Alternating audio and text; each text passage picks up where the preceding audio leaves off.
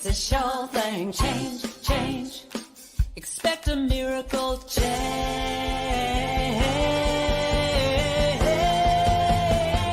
Watch me change when you change the way you look at things. The things you look at change. When you change the way you look at things, the things you look at change. When you change the way you look at things, the things you look at change. When you change the way you look at things, the things you look at change. Now do do do do do do change. Do do do do do change. Do do do do do change. Do do do.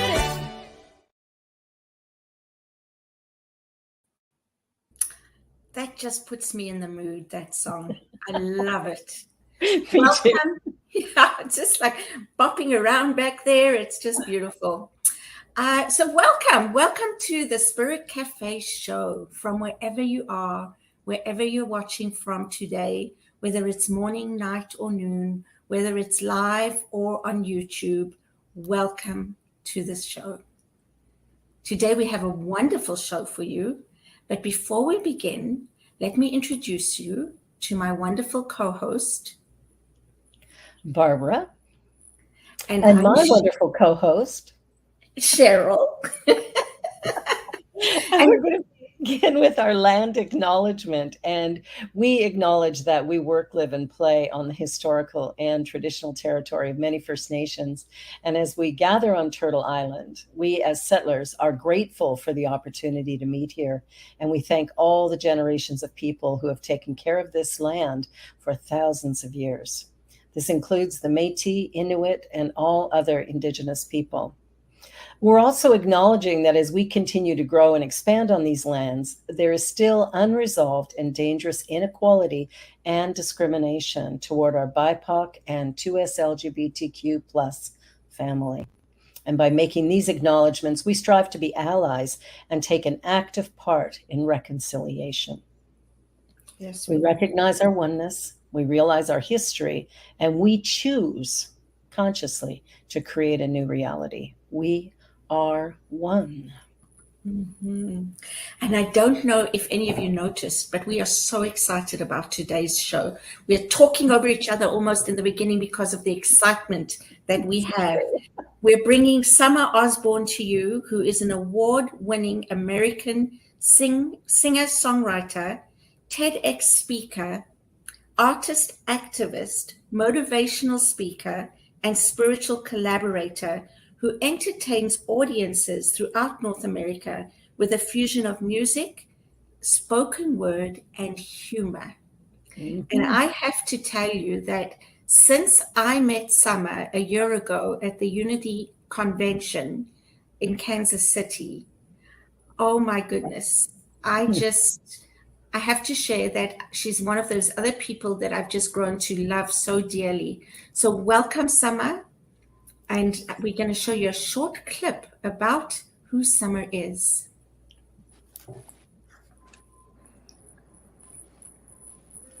Change is happening, whether you like it or not, whether you know it or not, whether or not you approve. One of two things will happen. You'll either walk with it mindfully or you will be dragged. Our control in the way this whole thing goes lies in our power of choice. Will you be a light or will you be a vacuum? It seems to me, with everything available to us at a moment's notice in mass quantities, you're looking for more. The whole world is waking up asking, what is my purpose? So I invite you to come feel the Summer Osborne experience. Woo!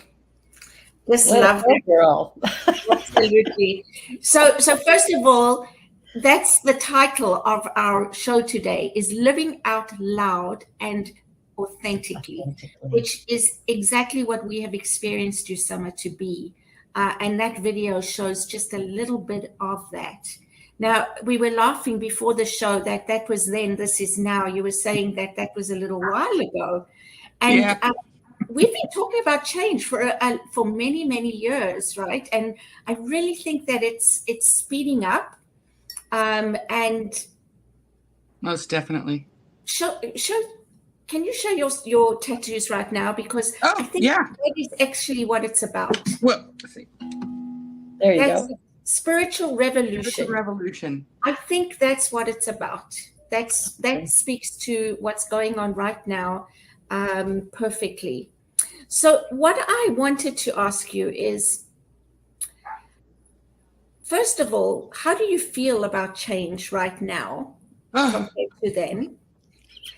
And then I want you to, no, I would love you. Don't. This is about courageous conversations. this is like, look, we could talk forever on this. Absolutely. And most importantly, what is on your heart right here, right now, today, that takes courage, do you think, to talk about? I have exactly it. Mm-hmm. Because I'm going to tell you, it started where everything, no, rapid change for me started probably during the pandemic, in the lockdown, because global pandemic and lockdown, we all went through a lot. We probably don't even know the trauma we experienced. We won't know, for a while, and then one day they'll be like, oh, we're going to have, this is lockdown syndrome, whatever. So that started there, but I had a big turn from me internally, and it started at the Unity Conference, because look, I am an artist activist. I'm a lesbian, but I am a staunch activist for all the fringe of society. So people of color, indigenous people with disabilities, mental health, where people are not, the fringes of society we're still fighting for, women. So I didn't realize that I had this, I'm going to call it a bias against those who are not considered on the fringe. So we're going to say cisgendered, white, male, heteronormative male. And I had this basic idea of how it would go anytime I, step into that arena. So we go to the conference and we meet James, who's on the tech team, and he was with us the entire weekend. He helped me carry my gear from ballroom 1 to the other room, to the meeting room, to the back, because I was playing in different places at the conference. And if I was sitting at the table, he'd cut, and he had a minute, we'd sit and talk. He and my partner and I became really good friends. We just loved James. And the last day, Thursday, as we were leaving, he sees us. I have all my equipment on the rolly cart, and he rolls the cart out. We're standing at the car. We're trading information. I don't know what the conversation was that led to the point where I said, well, it's not like we're Trump supporters. And James goes, well, actually. And I said, what?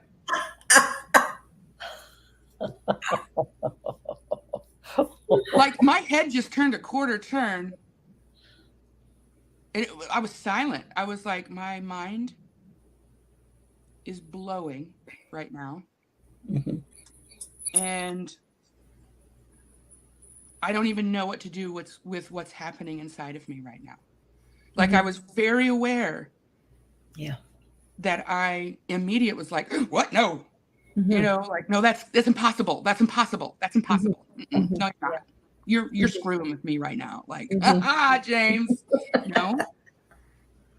And he gave us a couple examples of why that I, of course, personally do not agree with. I'm like, but I just listened. Yeah. I don't know that I've ever even been I haven't been in such a situation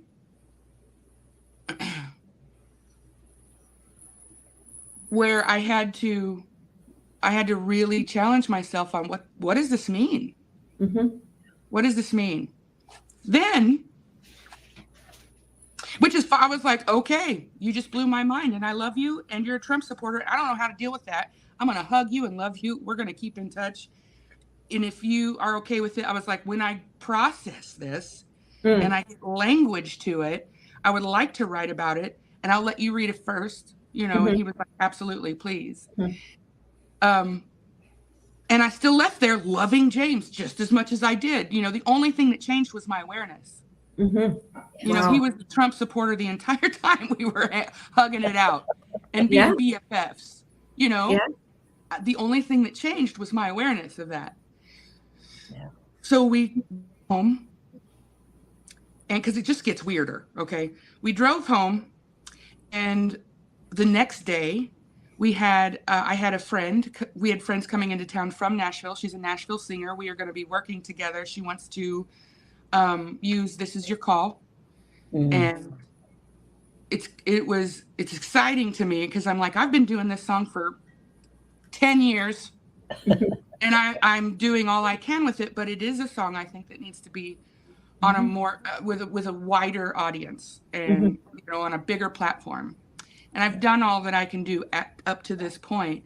And she is the cute little blonde-haired country singer. That's been a block for me in mainstream media. And I'm not upset about it. I mean, I get it. It's whatever. It is what it is. I do what I do, and I do not compromise who I am or what I look like or what, what I believe in or stand for. So that's non-negotiable. So I've been approached by industry people. So I'm like, yeah, I will be the writer. I will get the royalties. I will be the songwriter, and you will perform it. And that is fun. That is good with me. So she's coming into town, and she brings her husband, and we have the most amazing weekend. And I mention again, oh dear, I met this guy, James, and we loved him, and he was a Trump supporter. And they go, well, actually.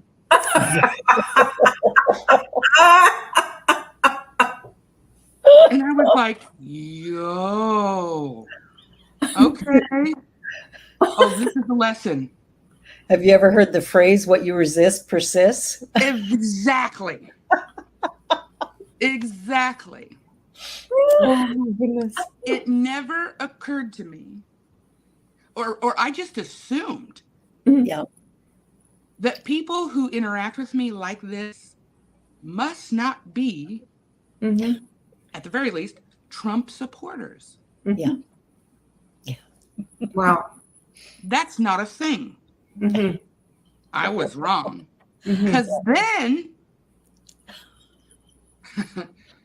our oldest daughter's boyfriend, his name is Landon, Avery and Landon, they're just precious. She's 14. They're both on the spectrum. And they are precious. And I'm fairly certain they will be together forever.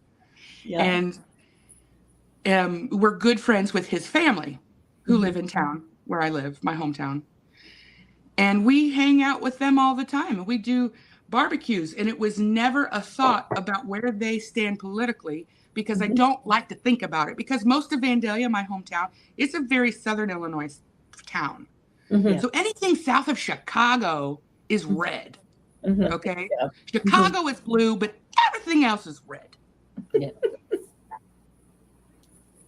I realized as I'm thinking about this, because I met James and my friends from Nashville, and I said, oh my God, I bet they are. Now I'm considering it, right? I've been hanging out with them for the last year because they've been dating for a year. Yeah. We've been doing family stuff together.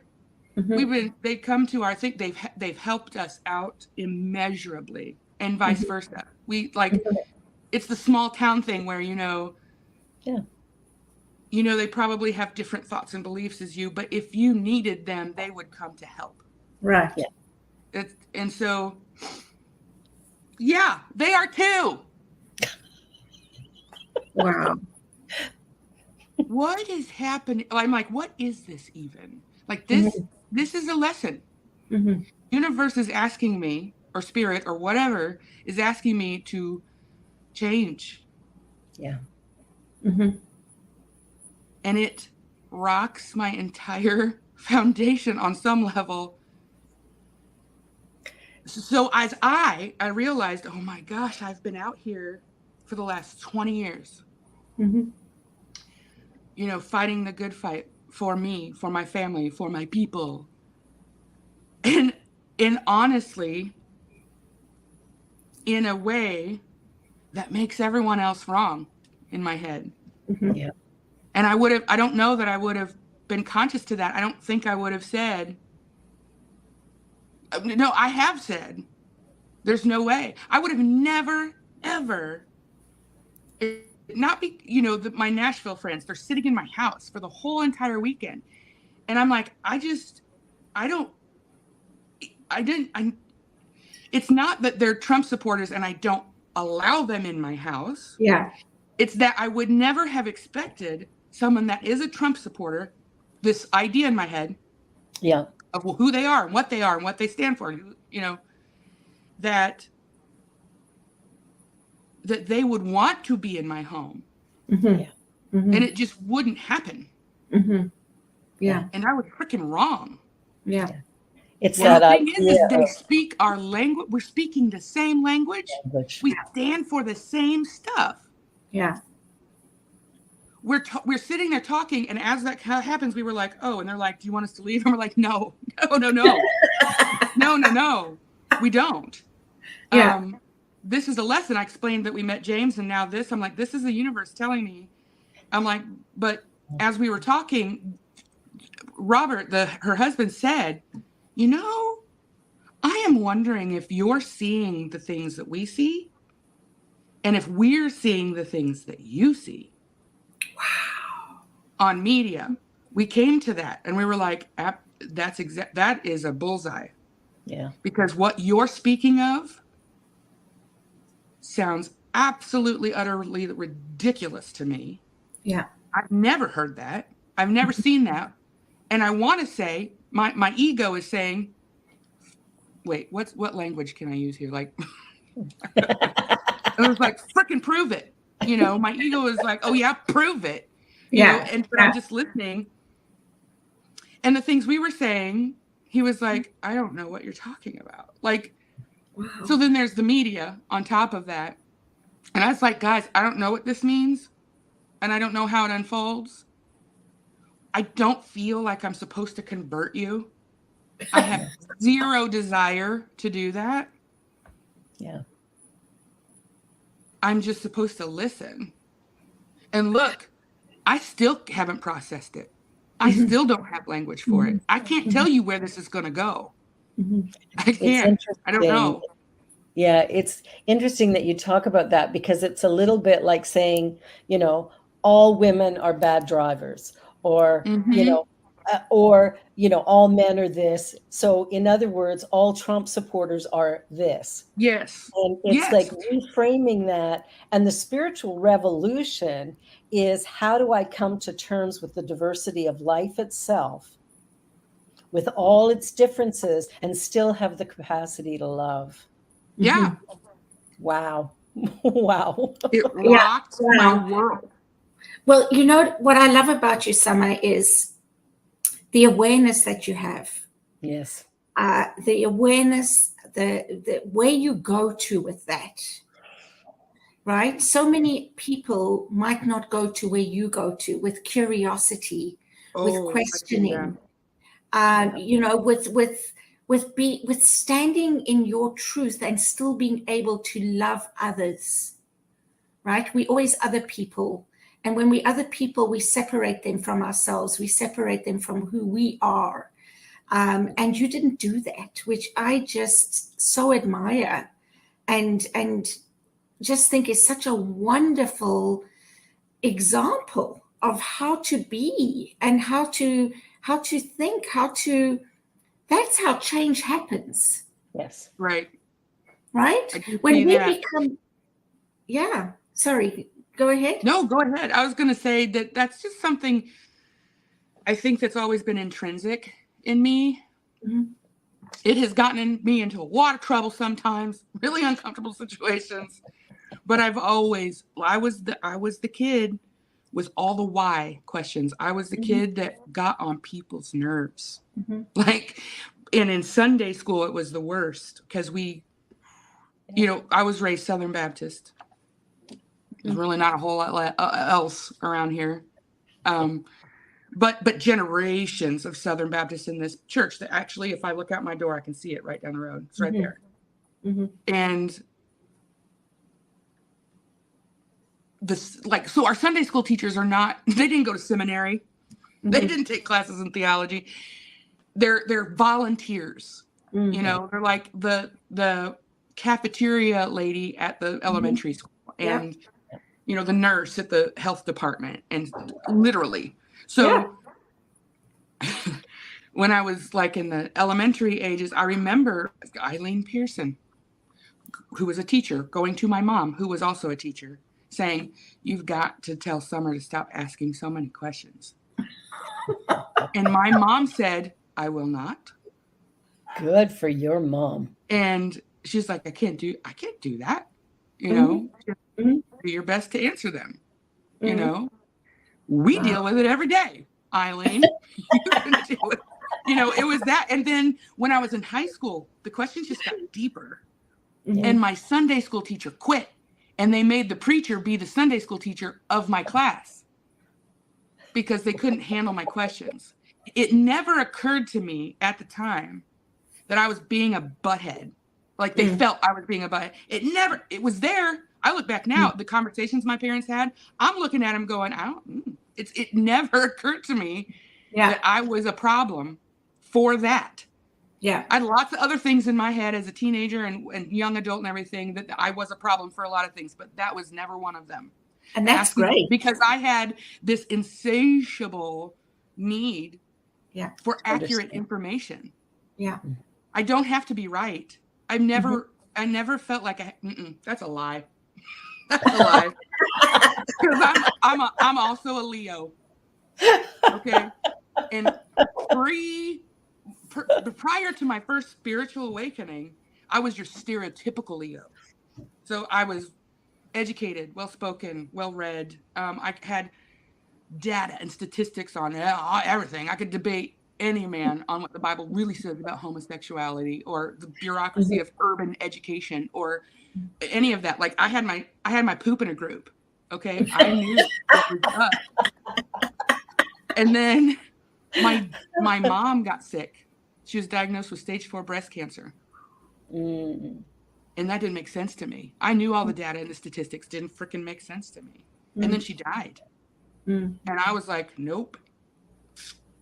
This world no longer makes sense to me. I spent a year in a really deep depression, and then I had a spiritual awakening. Somehow, I was laying in my bed. Somehow, I ended up with a book in my lap, Conversations with God, by Neil Donald Walsh. Yeah.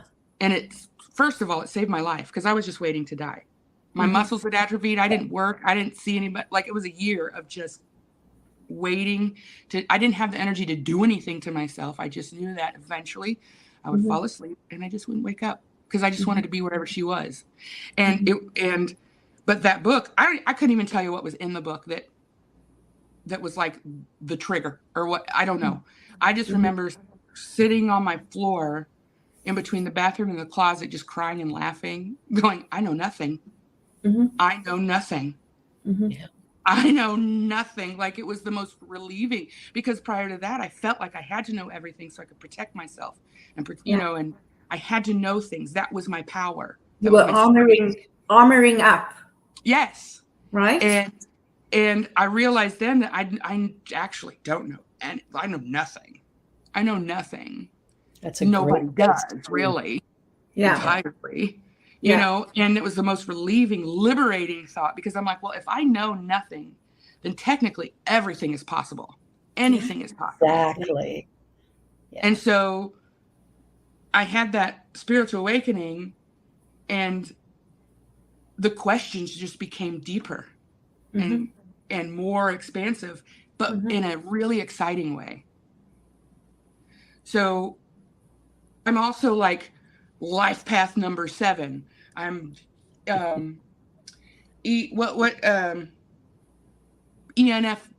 ENFJ and all these things that because I also want to understand myself. So I have all these human design and all that stuff and everything, numerology, everything points to scientist, intellect. So I have all these questions. Right. And I don't have to be right. I really don't have to be right anymore. Yeah. Yeah. You know, I just want accurate information. Yeah. Now I think I'm moving into a place where it's accurate information for me. Yes. And accurate in the moment. Yes. Because I also know I have a show, a Spiritual Revolution show, and I want to make it clear in my show that, like, wait, where was I going with that? Like, my train of thought derails so gracefully. I'm also ADD. Love it.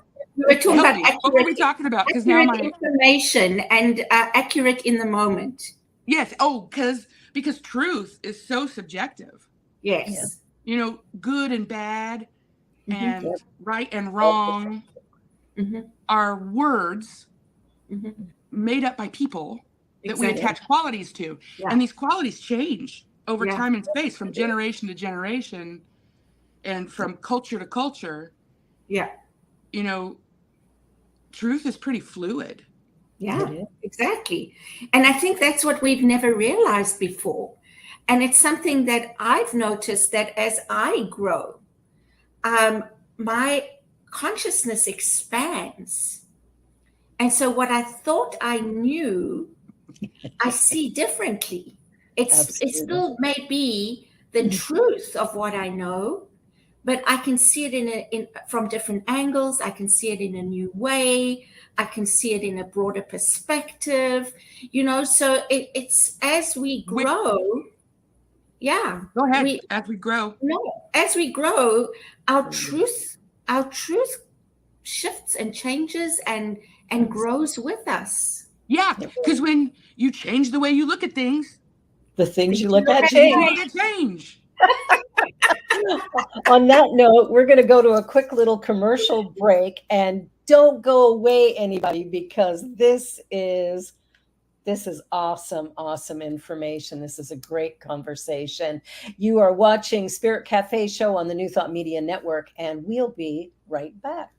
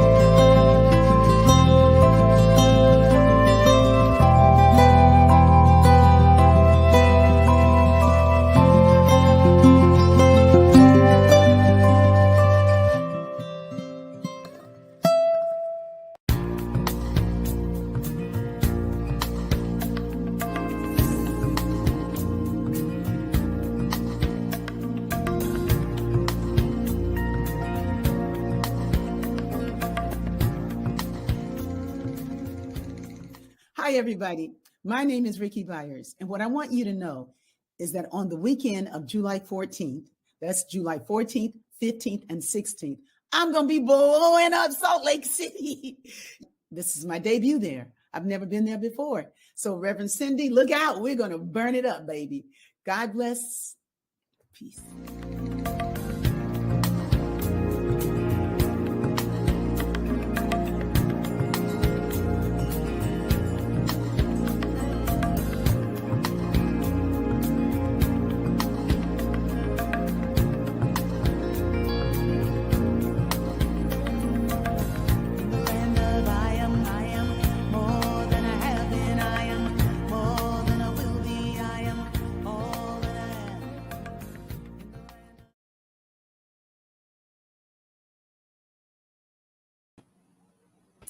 Welcome back.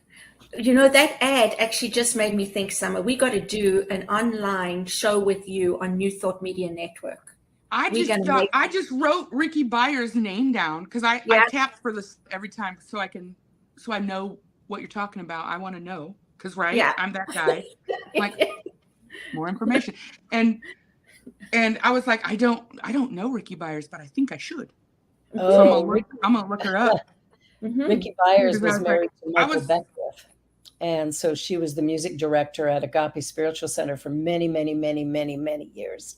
And that song that we heard a little clip of, brilliant. She's got brilliant music. She's just a lovely spirit. And she was here for the Canada Convention for CSL a number of years ago. Wonderful. And she's a rock star, that one. Oh, that's right. I forgot you guys are in Canada. Yes. I gotta get up there. I love Canada. Yes, you do. And Canada loves me. Absolutely, we do. From the first time I ever stepped foot, and look, the first time I went to Canada, I drove from St. Louis to Halifax. Oh, wow. In a car. Okay, but the moment we crossed over in Calais, Maine, I believe. And the moment we crossed over, I was like, oh, we're in a new country. It was the first time I'd been out of the country. Okay. And I was like, I did Halifax Pride. And then I did Vancouver Pride. And then I did something in the middle. And I can't remember where, Port something. It was a music venue in Port. I don't remember. But maybe. But every time I go, because a lot of times I do, I do Unity churches and also Pride Fest. We'd go to Pride Fest in Canada, and people would come up to me and be like, "So, how do you like Canada?" And I'm like, "Oh my God, I love this place." And they're like, "I know, right? We just love our country." Da, da, da, da, da. And I looked at my partner at the time. I was like, "Did you just hear that? Like, you would never walk into any Pride Fest in the States and hear Americans at Pride Fest say, we just love our country. Don't you? Are you having a good time? You know, like that wouldn't happen." Yeah. So I was like, I love Canada. Well, you are welcome here anytime. I've often thought about moving there. We'd love to have closer you. and closer to refugee status here. Yes, my God. Unfortunately, not that's not a joke. I know. Absolutely. Unfortunately. That's travel warnings for LGBTQ people here. Yeah. You can't go to Florida. A state of emergency was issued. I think it's been a couple of weeks ago. A state of emergency issued for LGBT folks in the U.S. I'm just like, I'm looking at my watch going, what time do we need to start packing? Yeah. We got 5 kids here. Yeah. 5 kids. Wow. Yeah. So tell us about that. Tell us about Let me tell you about that, because that's a whole nother change too. I'm a 45-year-old lesbian that wasn't going to have kids, didn't want kids. But then I ended up falling in love with a woman that I was always in love with. We were together 20 years ago. 20 years ago, we were together. We got a cat. We bought a house. We were engaged. And then my mom got sick. and I went 9 Strange. ways crazy from Sunday, Mhm. and I bailed. I ran. I bailed, and admittedly, probably one of my biggest mistakes, except for Mhm. what I had to Experience. get through for 20, like and so 20, at the time, my dream was to be a rock star, like we were together when I taught myself the guitar. We were together on my very first CD release. Mhm. The first love song I ever wrote was for her, you know. But I was teaching at the time, teaching special education, Mhm. and she was a tech in the Well Baby Nursery. But my dream was to be a rock star, and Mhm. her dream was to be a NICU nurse and a mother. Mhm. And we had plans to have a family, but I had my first CD release, and I knew, like, this was the discussion we had. It was never grounds for, termination of the relationship, but Yeah. it was Yeah. a conversation we had about having a family, where I was like, I don't know how we're going to do that, because I know that if I do music, I'm going to be on the road. Mhm. And if I have a family, then I can't do that, because I just internally, I can't, I don't want to be that kind of parent, Mhm. not there. Yeah. I was teaching in like more urban area, and kids with mental health diagnosis, basically. And so I had the students, the parents didn't give a shit, Mm. didn't give a crap. Okay. Sorry. Hey, we have a show on here called Ministers Talking Shit. So, Oh my gosh, I love that, because I tell people all the time, like, spiritual people say the F word all the time. all the time. Absolutely. Absolutely. So There's nothing anyway, that can express what that one does. right. Yeah. Yeah. It's I don't use it a lot, because Yeah. then you just look ignorant. Yeah. You use it well, Exactly. So what was I talking about? I did it again. You No, were that's talking okay. about your kids and Oh, kids, right. yeah. So my mom got sick. I was 9 ways crazy from Sunday, and I bailed. And proceeded the next 20 years of just nothing but tumultuous relationships. Which is something I had to, Mhm. part of it was necessary. Necessity. Always, also. So I Right. do know that. But fast forward 20 years, and that at that point I was like, kids are a deal breaker. Mm. Yeah. If you're not grown and out of the house, or you have kids, like, I'm not gonna play in that Mm. dating pool. Mhm. Because because then all I had after, my mom died, and the year after that, when I decided to just jump in head first and just do music, I only had to worry about me. Mhm. I didn't have to say no to anything having to do with my career ever, Right. because my mom was gone. Mhm. I didn't have any kids. There was nothing me holding me in one spot. Mhm. And so fast forward 20 years, and it just so happens that Stephanie, that's my partner now. And I knew that, she had married another girl she eventually married another girl from my hometown. Mhm. Because contrary to popular belief, even though it is a red town, we're cranking out the homos like there's no tomorrow. We could have our own Pride Fest. We just don't, because we don't talk about it. We all know lesbians Mhm. everywhere. Mhm. Everywhere.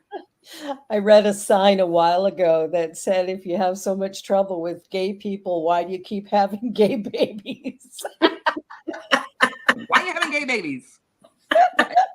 I don't mind the straighties, because if there were no straighties, there'd be no homos. That's what it used to be. I used to say that on the show. It's not that way anymore. But anyway, so here we are. We run back into each other. The thing is that we both lived in Vandalia for a year and a half, didn't even know the other lived here. Wow. Wow. And so she had to go through whatever she was going through. I had to go whatever I was going through, where we were, the timing was right then all of a sudden. And she saw my dad and my sister at Walmart, and my sister, because my family loved Stephanie. My mother, Stephanie knew my mom and my grandmother and my whole family. Like, they loved her. They were ready, loved her more than me. So my sister does not pass go, does not collect $200, comes directly to my front door and was like, guess who we saw at Walmart? I was like, who? She's like, Stephanie. And I'm like, what's she doing at Vandalia Walmart? And she was like, her and Brooke got a divorce, and they're, and I was like, what? I don't know. I was like, this is sounding weird. So I just reached out to her, because we hadn't spoken to each other in 20 years, because at the time, our respective partners would not allow us. Wow. I couldn't speak her name. Yeah. I couldn't talk about the past. They were jealous. Yeah. Yeah. And same for Stephanie. So I just reached out to her and was like, hey, you want to get coffee sometime? I heard you were in town, and that sucks for you. I'm sorry about that. So we just met for coffee, and it was just immediately, we were just like, oh, I remember. This is where I'm supposed to be. And I knew it. And here we are, where I'm a rock star. She's a NICU nurse and a mom. Wow. And we were just last night, I was like, I'm just so glad we're us. There is nowhere else I'd rather be. And I don't think I've ever experienced that fully, wholly, where I feel like I don't have to do anything outside of just who I am to feel like you will stay. How beautiful is that? And, like, we fart in front of each other now. Like, it's just so, and at the same time, she's just so precious to me. Like, I look at her face, and she just was like, I call her my baby otter. Because have you seen that picture of the baby otter with the big eyes? And it's just, every time I see it, my heart explodes. That's what happens every time I look at her face, So it's just pure, real love that I have. It's not infatuation. It's not, I got to do all these things to make her love me. It's just, I love you, and that's it. But she comes with these 5 kids, right? So I had to be really, really consciously, I told at the beginning, when we were like, oh crap, here we go. Like, we know what this is. I said, well, we can start out slow, because this was not on my bingo card. And I didn't want kids, and you got 5. Like, that's not just like a couple kids. That's 5. And so I was like, at first, we'll just,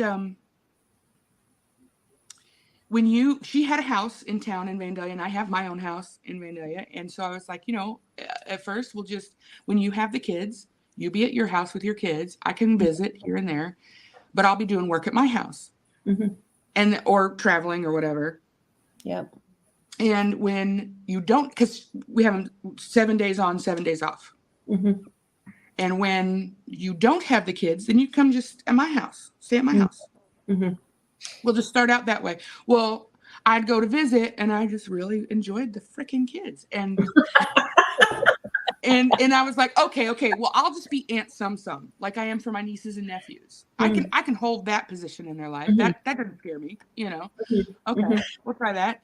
But then I saw her write a check for 1 day of childcare. For 5 kids. Because she's a NICU nurse in St. Louis, and it's about an hour away, St. Louis Children's Hospital. And so her 12-hour shifts turn into 13, 14, 15. She doesn't even get home. Like, I said, do you pay that every time you go to work? And she was like, oh yeah, childcare for 5 kids is a lot. And it's kind of like they'd come the night before and spend the night, because she had to be out of the house by 5 a.m. Yeah. And I was like, oh, we're not doing that. We're not doing that anymore. That's dumb. That is the stupidest thing I've ever seen or heard of. Like, I was like, no. And I wasn't traveling as much because this is post-COVID. Mhm. Yeah. And so I was like, I got time. I'll do it. Well, I'll do it. Mm. Well, then it was over. Like, and now I'm in it to win it. And I still don't know what I'm doing. I'm only 2 years into this. So I'm like 2 years new mom, but I didn't get to ease into it like the moms did. You know, when you have one and you wait a couple years and you have another one, you wait a couple years and you adopt another one. That's what happened. And then you wait another couple years and you have twins. Wow. So we have a 14-year-old, that's the oldest one, all the way down to 7-year-old twins. Wow. Nice. This is the hardest work I have ever done. Mhm. And the most rewarding. Mhm. Yeah. I tell them all that, and look, they call me, you know, Mama sometimes, or they'll just call me Some or Summer, whatever. But I tell them all the time, I'm like, look, I'm here to guide you, but I don't have this stuff figured out. Nope. I have no idea what I'm doing. I'm learning. Honest parenting. That's Let's good. be on a team. I don't know what's good parenting and what's not. Well, that's not true. I had good parents, you know, that helps. But it also is bringing me up face to face, toe to toe with myself. Yes. It is bringing out all the things where I didn't realize I had trauma from my childhood, because I had good parents, but they were also Human. boomers. In a very rural area, born and raised in the same area. They just parented like all the parents parented, right? So my dad was not emotionally involved with us. He was the breadwinner. He was the farmer. He was tough and everything. But if anything went wrong, we looked at dad and he would fix it, right? He was but my mom was the more she was the emotionally involved Nurturer. one. Yeah. And the elementary music teacher, great with kids, you know, but also had trauma from her childhood that carried over into us in a less severe way, but still there. And so it's making me also acknowledge the trauma I experienced as a child, even though my parents were amazing, and that can both simultaneously exist. Of course, it's not either or. That's part of the spiritual revolution, is getting rid of this way of thought that's very binary. Yes. Nothing is black and white. This world is full spectrum color. It's not even just gray. And you realize that big time with your friends you love who are Trump supporters. Exactly.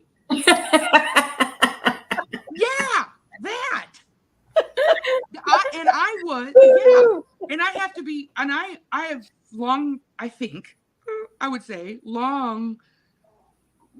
time believer that I don't have to be right. Like I reserve the right to change my mind always if I come to a new understanding. Absolutely. That's not like hypocrisy, and it's not wishy-washy. It's growth. Exactly. It's expansion. Yes. And so it's not even about right or wrong. It's, I didn't know. Yes. Or my understanding has shifted. Expanded. Yeah. Expanded, shifted, or just gone a little bit. Yeah. So now I'm a 45-year-old lesbian with 5 kids and friends that are Trump supporters. Like, what the just when I think I have things nailed down. Nope. You think you know what's going on in the world? Just wait a second. Exactly. But I just love how you navigate it all. Absolutely. I'm glad you do. Yeah, definitely. I can't always say the same for myself. Like, I screwed up the execution on that one. I do that a lot too.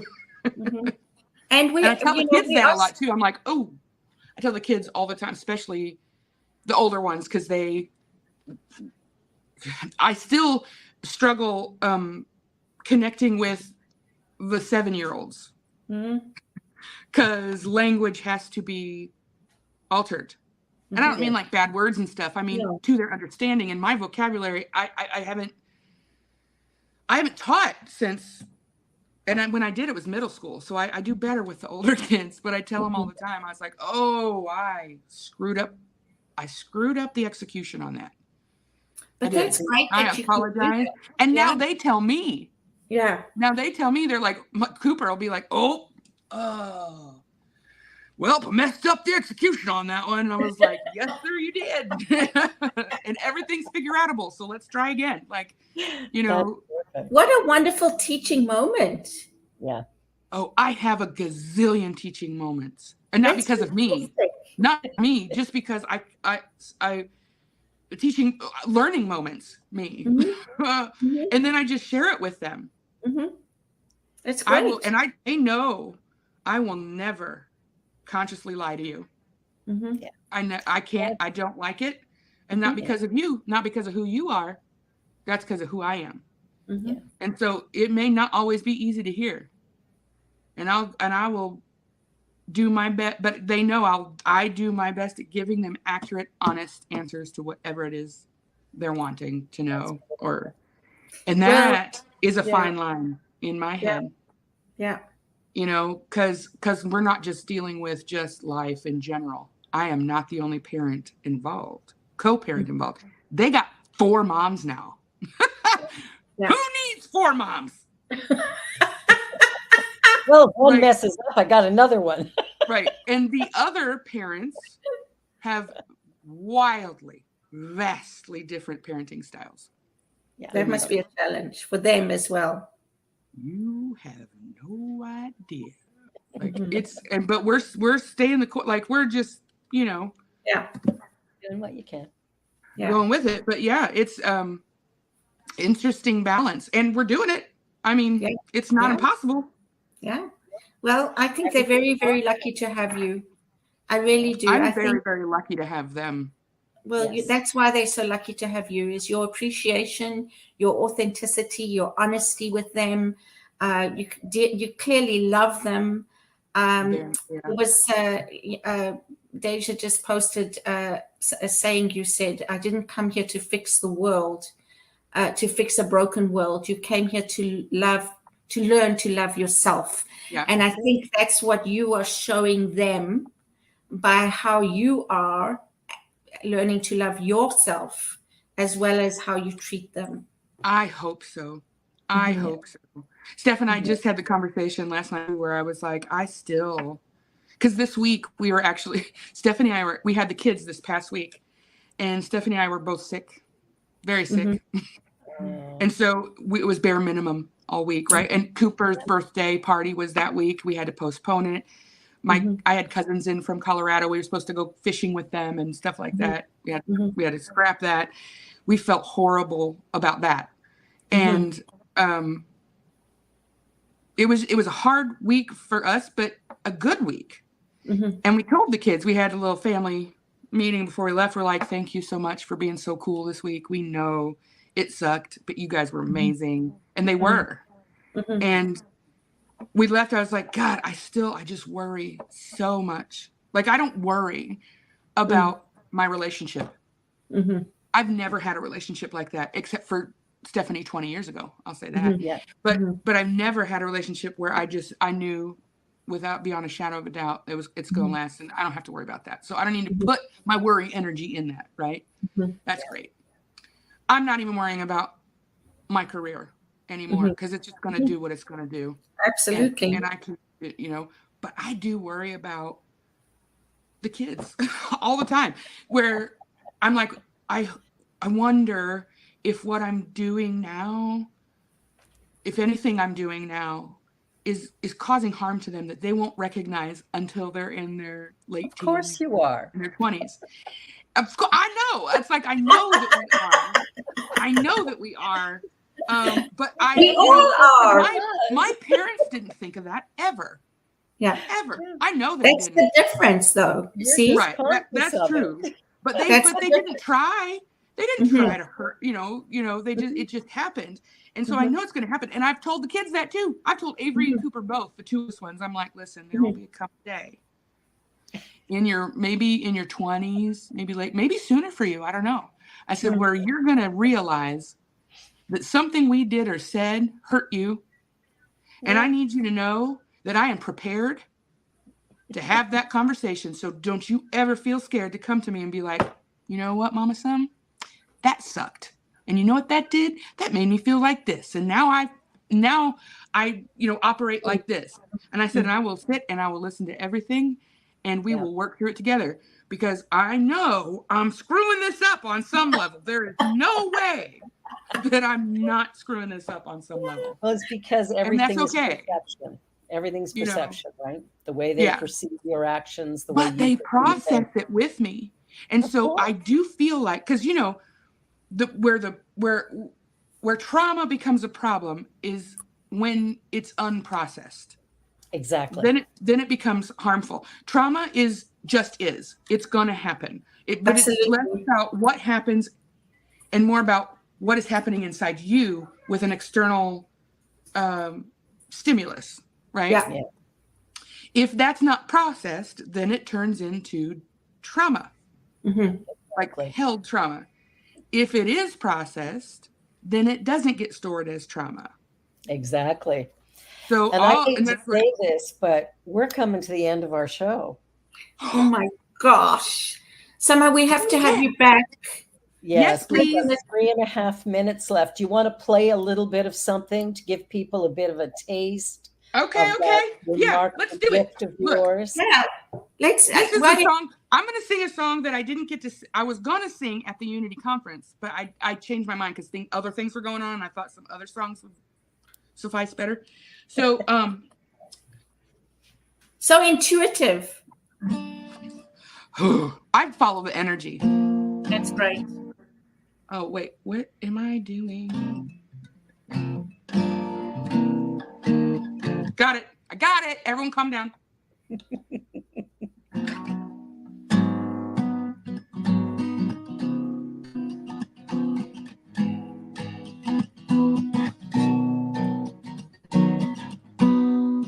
Water rolls downhill, seeking its own level, never asking why it cannot defy the gravity. The soil beneath the surface knows the purpose of the rain, the beauty in the balance of Mother Nature's way, moving, changing, growing, always ever knowing it owes nothing to the world, but just to be. The leaves fall when they're supposed to fall. The roots are where the growing begins. Has it ever occurred to you that you are powerful beyond no measure? Has it ever occurred to you that you are beautiful on many levels? Has it ever occurred to you that you are seeking faith outside yourself when all the love you need is, all the love is right where you are? Mm-hmm.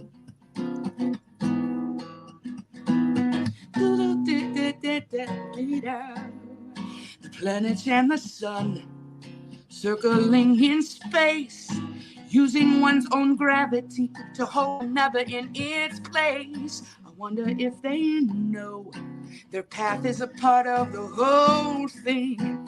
The whole thing.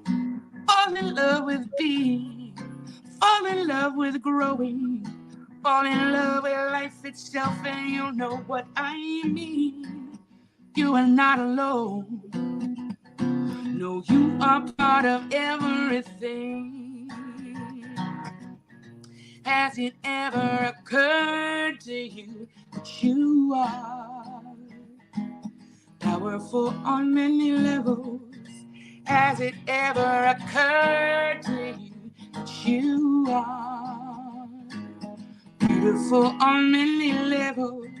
Has it ever occurred to you that you are seeking faith outside yourself when all the love you need is, all the love is right where you are? Do do do do do do do do do do do do do do do do do tweet out. Do do do do do do do do do. We're made of light, we're made of power and of pure love. The same atoms and the molecules of stardust. Think about these things and how they're made and how you can trust the rhythm of the universe, the synchrony of love. Expand into the possibilities that you can amplify your purpose in this life and how you're more than qualified to multiply the ways we can change the universe and try to write the story differently, how you were made to unify. It's time to rise. It's time to rise. It's time to rise. Has it ever occurred to you that you are beautiful on many levels? Has it ever occurred to you that you are powerful beyond all measure? Has it ever occurred to you that you are seeking faith outside yourself when all the love you need is, all the love is right where you are?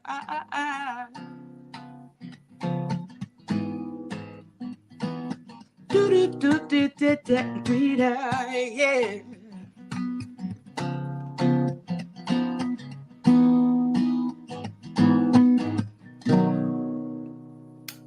That is beautiful. And we are out of time. Thank you, Summer, so much. We have to have you back. Yes, please. Thank you. I really enjoy talking with you guys. Oh, this was brilliant. This was Yeah. brilliant.